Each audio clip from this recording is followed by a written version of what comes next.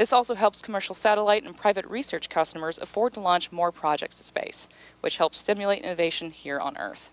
And missions like SpaceX's transporter and bandwagon rideshare programs help make access to space even more affordable by sharing the cost of a single launch across many customers. All of this is to say, reusability is the key innovation that is making space more accessible for the industry as a whole. Back to today's mission. Weather is still a watch item, but we'll let you know if there's any updates.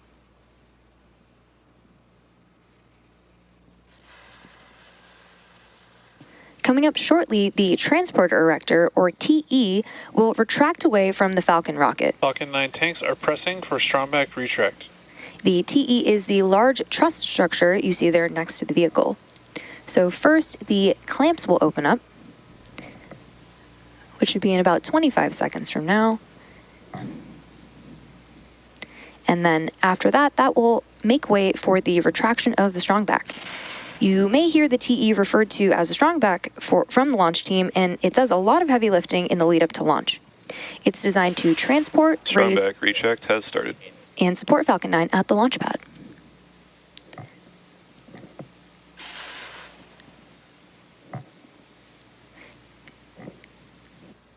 The TE is also equipped with umbilicals or flexible lines that are used to route the vehicle's fluids, power, and telemetry from the ground systems to the rocket and payload until Falcon 9 switches to internal power and clears the pad. So we have a great view there of the clamp arms opened up. And the strongback will slowly begin to recline away from the vehicle.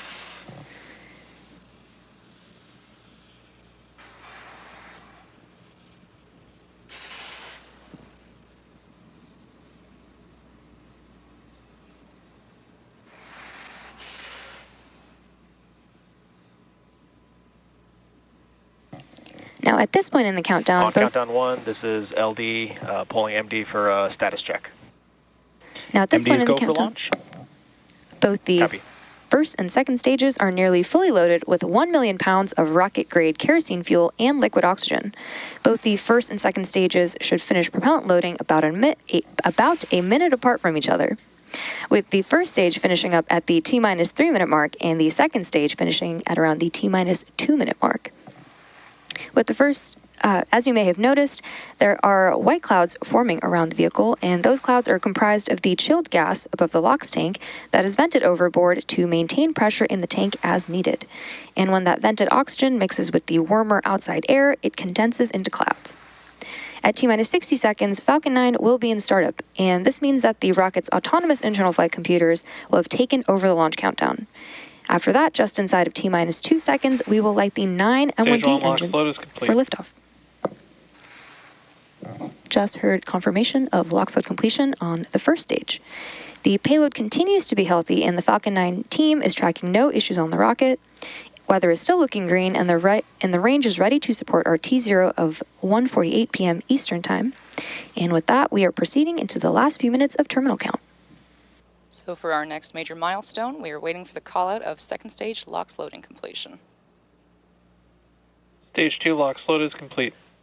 Great call-out, there it is. So the first and second stages are now fully loaded with over 1 million pounds of rocket-grade kerosene, fuel, and liquid oxygen.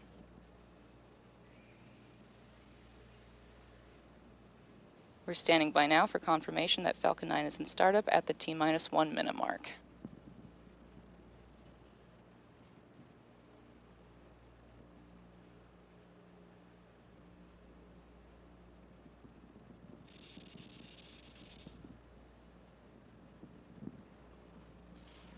Ground gas closeouts. Here's the confirmation of the gas closeouts beginning. You might notice an increase in white cloud formation near the vehicle. This is the result of a nominal groundside process where the TE liquid oxygen feed line is vented down ahead of liftoff.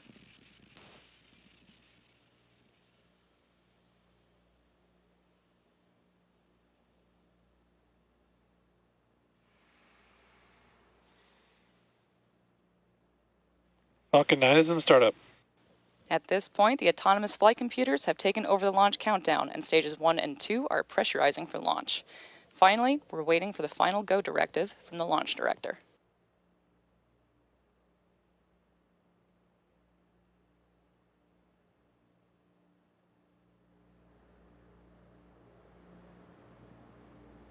MD is go for launch. At T-minus 32 seconds, all systems are T-minus go. 30 seconds.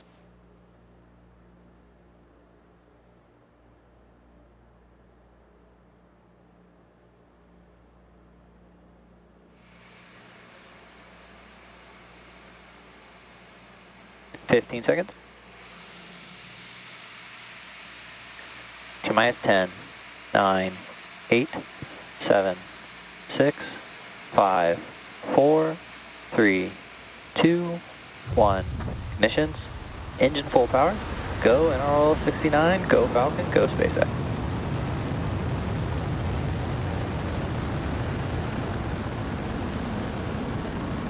Vehicle is pitching downrange. Stage 1 propulsion is nominal.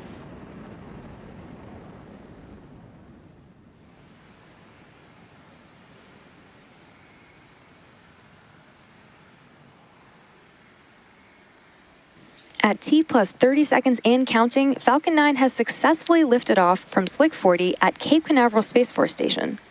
Coming up next, the vehicle will be passing through max Q, which is the point in the mission profile where the vehicle experiences the Falcon greatest 9 power and telemetry are nominal. the greatest amount of aerodynamic pressure.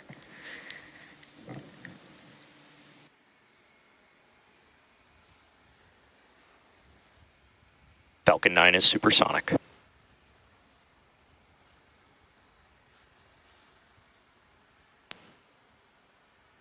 Max Q. Great call out there for max Q, which is again when the vehicle experiences the greatest amount of aerodynamic stress. Coming up next, we'll have several events happening in quick succession, starting with MECO, followed by stage sep, Impact shell has started. SES-1, and then the boost back burn. Main engine cutoff, or MECO, is where all 9 M1D engines shut down to slow the vehicle down in preparation for stage separation, which is where the first and second stages separate from one another. Followed by this, the MVAC engine on the second stage will light, which is called out as Second Engine Start 1, or SES-1. This engine burn, lasting several minutes, will propel the second stage and the payload to orbit. The boost back burn will assist the first stage in returning to its recovery location at Landing Zone 1.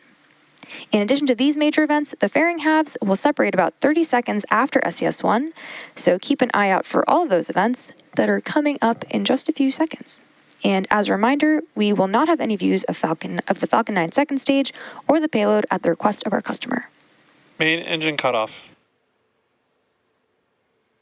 Stage separation confirmed.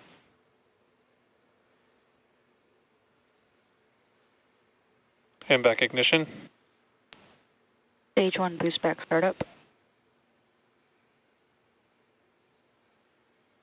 And a good series of back-to-back callouts there and views, which again were MECO, stage separation, SES-1, and the boost back burn. Coming up shortly, we should hear a callout for fairing separation, but again, as a reminder, we will not be showing it on screen.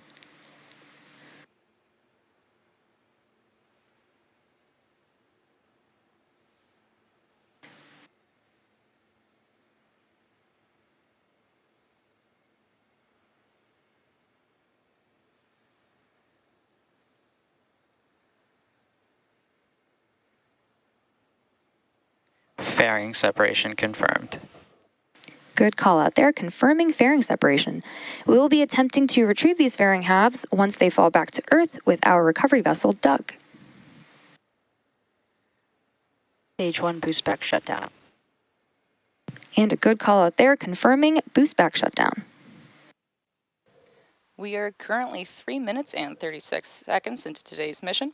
Now, the next major milestone coming up in about 3 minutes from now will be the entry burn of the Falcon 9 booster as it continues on its journey towards Landing Zone 1.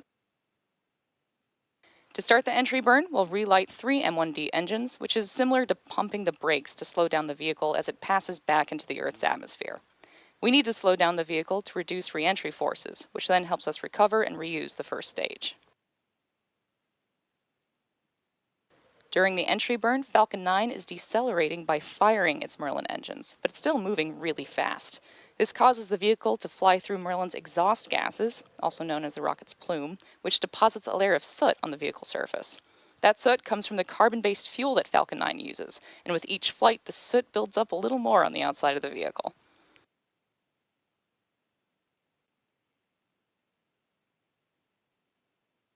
Both vehicles are on nominal trajectories. Good call out there.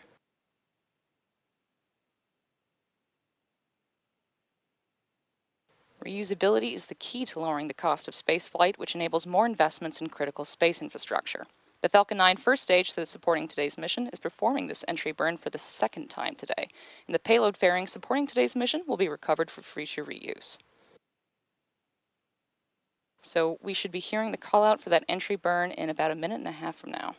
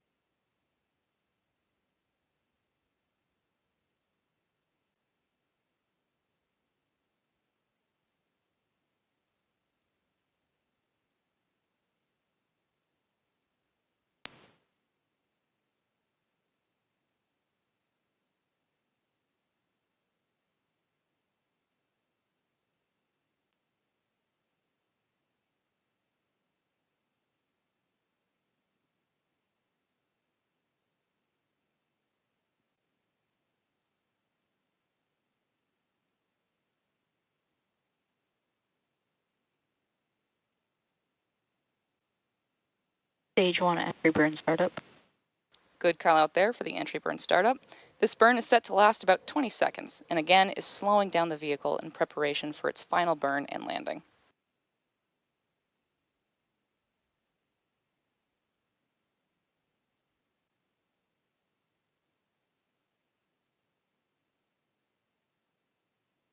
Stage 1 entry burn shutdown. And there you heard the call out. Stage 2 FTS is saved. There was the call out for the completion of the Falcon 9's first stage entry burn. Coming up next will be the first stage landing burn, which will start in about 1 minute from now. The Merlin engines on the Falcon 9 first stage are optimized for sea level, and these achieve 190,000 pounds of thrust, each during ascent and descent. At liftoff, Falcon 9's first stage has thrust greater than 5 747 airplanes at full power.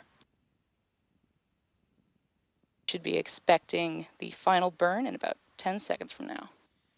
Stage 1 transonic. Stage 1 FTS is saved. Stage 2 is in terminal guidance.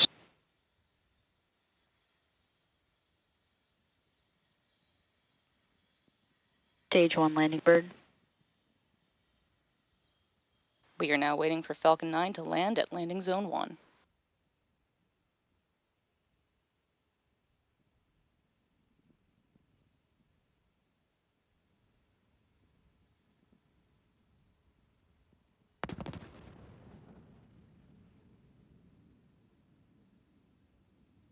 Landing was deployed. MVAC shutdown. Stage 1 landing confirmed. And there you heard the call out for a successful landing of our Falcon 9 rocket. This was the second launch and landing for this first stage. Nominal orbit insertion. As a reminder, we will not be showing any Stage 2 or deployment views at the request of our customer. So with that landing of the Falcon 9 booster, we will be bringing today's webcast to a close. We'd like to thank the NRO for entrusting us with today's mission, and we'd also like to thank the range and the FAA for their support. If you're interested in more launch coverage, be sure to check spacex.com/launches and follow @SpaceX on X for the most up-to-date information. Thanks for tuning in, and we'll see you again soon.